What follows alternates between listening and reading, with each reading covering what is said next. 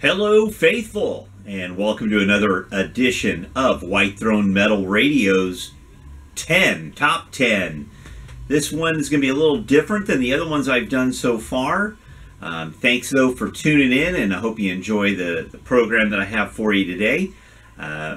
Again, my name's Keven Crothers. I'm the host of the Throne Room podcast, station manager for White Throne Metal Radio, and staff writer for Heaven's Metal magazine. Today I want to talk to you about 10 albums basically by bands that they're like a one-off. They made one album and disappeared, or one album and they didn't do much else after that. There is probably one exception, but we'll discuss that as we get to it. But these aren't ranked in an order, like, you know, this was the one you should know about, this kind of thing. And many of you will go, well, I already know about that band. I know about that band. I already know about that one. Okay, it's not about what the rarest or something like that. It's just 10 albums that are different, that didn't necessarily get a follow-up. And if they did get a follow-up, it wasn't like the next year or two or three or five. So some of you may have found this and go, I never knew they made another record, or maybe CD, or what have you. But, and you know, like I said, let's just have fun with this. So I appreciate all of the comments and the well-wishing of everybody who has commented on the other videos. Greatly appreciated. I've been pretty surprised at the response. And I'm still waiting for that negative response. It hasn't quite happened yet, which I'm grateful for. But again, I hope you have fun with this too. So first up on this is a band that, all right, so not really a metal band at all. For some of you who are maybe completists, or you like older sounding heavy rock, this is Stronghold. The album is called Fortress Rock. This was released originally on the, I believe it was the Toonsmith label, back in the early 80s. We're talking, what, 82? Yeah, 1982. And their sound is 70s heavy rock, almost, you know, some people have tried to compare them to like a Black Sabbath. Not really. It's kind of it's a heavy, sludgy, slow moving hard rock / metal album. You're not going to get the screaming vocals. There are keyboards on here which aren't very prominent at all, except for the first song, Stronghold, you know, Mighty Fortress is Our God, type thing. But it might be worth checking this one out. This was reissued about 8 years ago now on Born Twice Records, a division, you know, of Retroactive. So it's one of those things. It's an oddity, frankly. When I started collecting Christian music in 1984, 83, 84, in there, this was already long out of print. Couldn't get it. So it's, again, if you like a heavy 70s vibe, you're not going to get any barn burner wreck songs on here. It might be worth checking out for. I'm sure you could probably find tracks on YouTube. So Stronghold. And then coming in also in that late 70s, early 80s vibe, another artist who, frankly, went on to do many other things, not so much, I think, in the production of music as he did. He developed instruments and that type of thing. And that, of course, for some of you, you'll know, is Jimmy Hotz. This is Beyond the Crystal Sea, his one album, a art rock, progressive rock, at times kind of Pink Floyd-like. It's a different record. Again, there's some really good guitar playing on here. It's not a metal album. So don't think you're going to get some kind of late 70s, early 80s hard rock metal. It's definitely more of an art rock, progressive rock. And for many people, especially those of us who are older, maybe you didn't know this was now available on CD, or has been anyway. Also released by Born Twice Records. You can find them. I'm sure you can get audio of this on YouTube if you'd like to hear what it sounds like. They did a nice job, with the gem case, and it's all the lyrics and that kind of thing. This was another one of these records.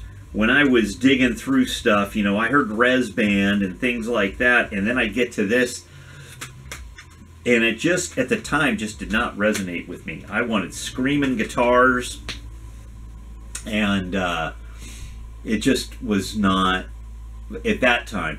Now it's different. Again, if you want something else to add into your music library, or maybe you're just not familiar with it, check it out. You might be pleasantly surprised. Okay, the third release, and again, these are bands, they didn't do anything else. They didn't put out any other music after this, and if they have, I'm sure somebody will correct me. Not a problem. Here's another one for you. Now this one, probably more in line with what you're tuning into this channel for. I do remember back in 1987 when I made one of the many treks from Northern California down to Hollywood to one of the myriad of Christian metal festivals down there. At the time, this EP, and yes, it is an EP, didn't really do a whole lot for me. I was listening to things that were heavier. I just couldn't get into it. I did get to see this band once, their final show, way back when at the His 2 in Fontana, California. I saw a good chunk of that show. And of course, I'm talking about Emerald. Emerald released a 6-song EP that for years you could only find it, and it was exorbitantly expensive. We're talking upwards of $500 to $1,000, which frankly I'm going, why? But it was a 6-song EP. Last year, No Remorse Records out of Greece, they reissued the 6-song EP and added 4 bonus tracks. Again, straightforward. I mean, even though they got all the spandex, this is straightforward heavy metal along the lines of Armored Saint or Judas Priest or Saint, something like that.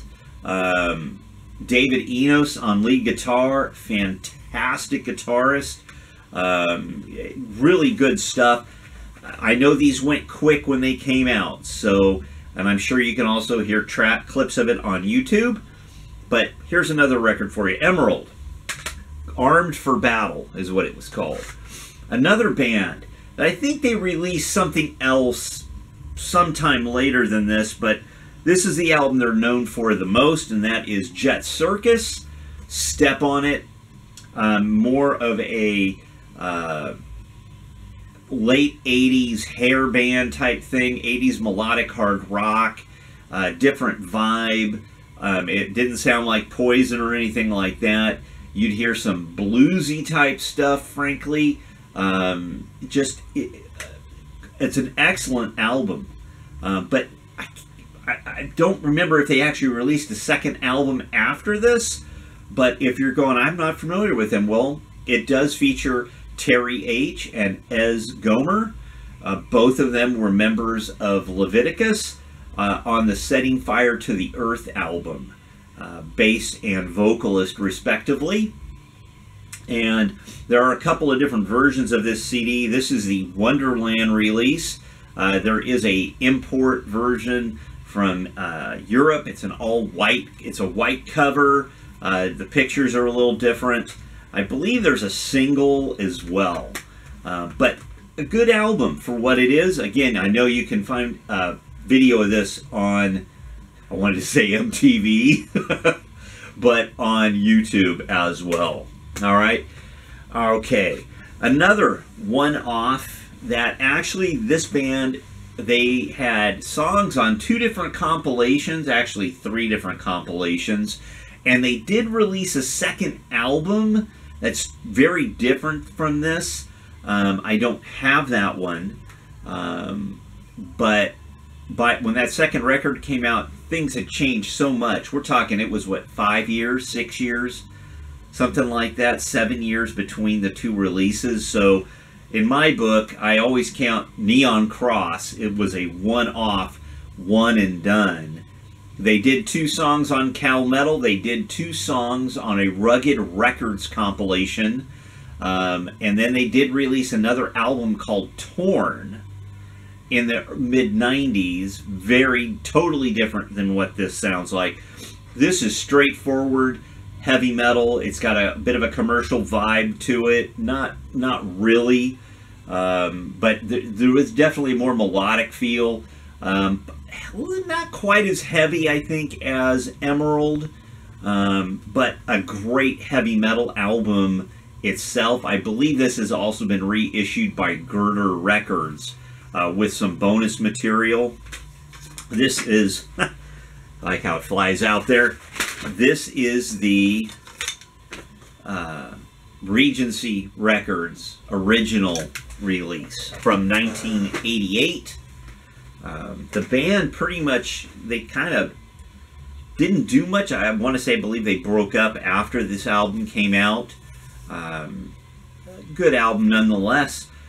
Do wish they'd done another one in this vein. Sorry, I have my little cheat sheet here and it keeps slipping. All right, next one. Another one-off, a true one-off. This band has never released anything else. Some of their demos circulate from here and there. But when it came out, it caused quite the stir. People were very excited. Some people thought they reminded them of Motley Crue. I never quite got that vibe myself. I'm talking about Rage of Angels. Melodic heavy metal. Not that commercial, frankly, but melodic heavy metal. Heavy on the guitar. Great vocals from Dan Marino. Dan Marino. Did I say that right? I'm drawing a blank. Yeah. Dan Mariano. I apologize. This is the also Regency Records release. Wish they had maybe had some live pictures or something. I never could figure out why. I mean, I can figure out. I know why. That a lot of times you would find black inlays. They were cheap. It was cheap. It was enough to press the CD and that kind of thing. But if you don't have any picture, you don't have to pay for anything.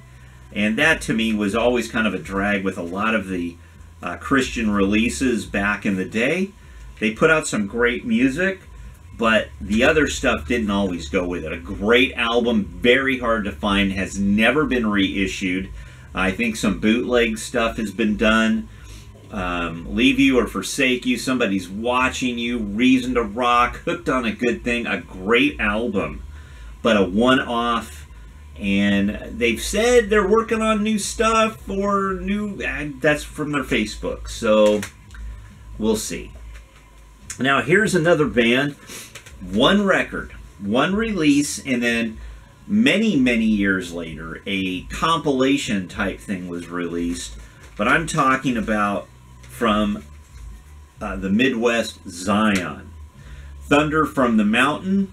This is the 1989 Image Records release, and then also a promo copy that I received at Cornerstone from the guys one year. It's got all their signatures and autographs on it. Thunder from the Mount series, signature series, and I've always just kind of kept in this little inlay with all the song titles because on the CD itself there aren't any.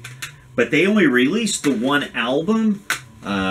Rex Scott went on to join X Sinner about a year ago. Everything was remastered, parts were re-recorded and reissued. Thunder from the Mountain 2.0. I have a vinyl here somewhere. There was a compilation that was issued, and I just mention it because I have it. It's called Thrill Seeker. It is what it is. It's not really anything new per se. But they only did the one record. And some great stuff on here. It was originally produced by David Safiro. You know, Who Pulls the Strings, Kicking the Gates with its Judas Priest style riff, Roll the Rock, Less of Me, He Loves You, Sold You a Lie, Thrill Seeker. Great album. Great album. Zion, Thunder from the Mountain. Another one-off. This was recorded and released independently. I used to have the vinyl. I often call it the Great Purge of 2002. And you got to pay bills, and at that time I had bills to pay, and I sold a lot of stuff. It was unfortunate. It was one of those things. Time of life, part of life.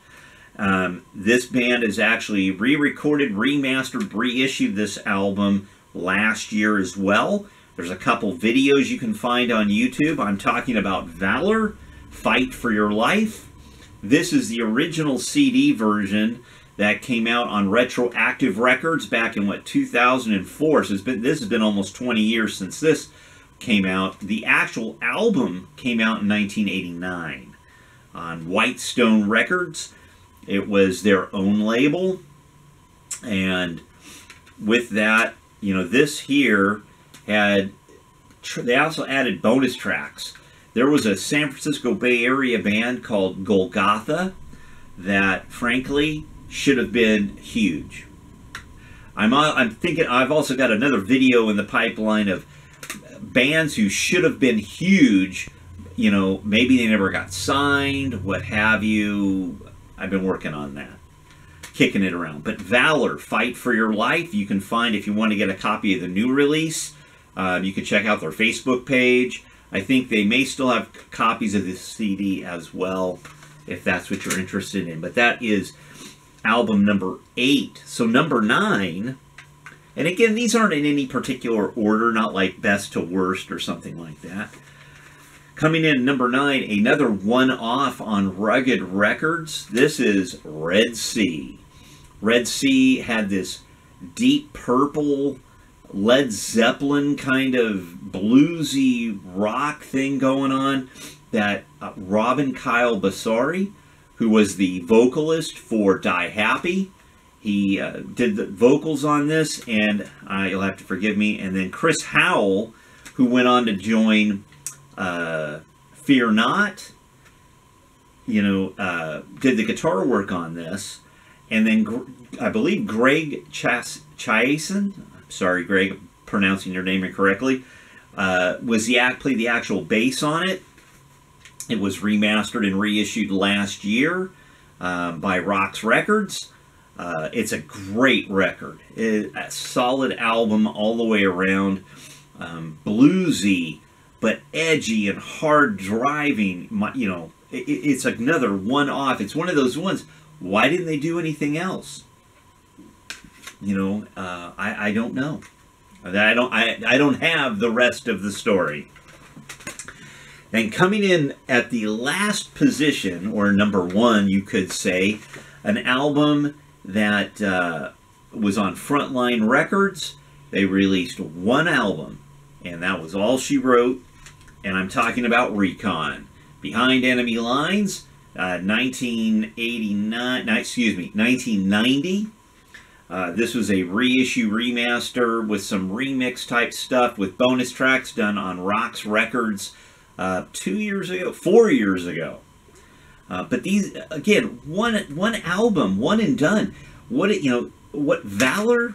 Let me back up. Valor, this is speed metal, almost thrash. Zion, you know, you had that kind of a melodic, 80s hard rock, heavy metal vibe. This is straightforward heavy metal. Kind of Queen's Right, kind of Fate's Warning.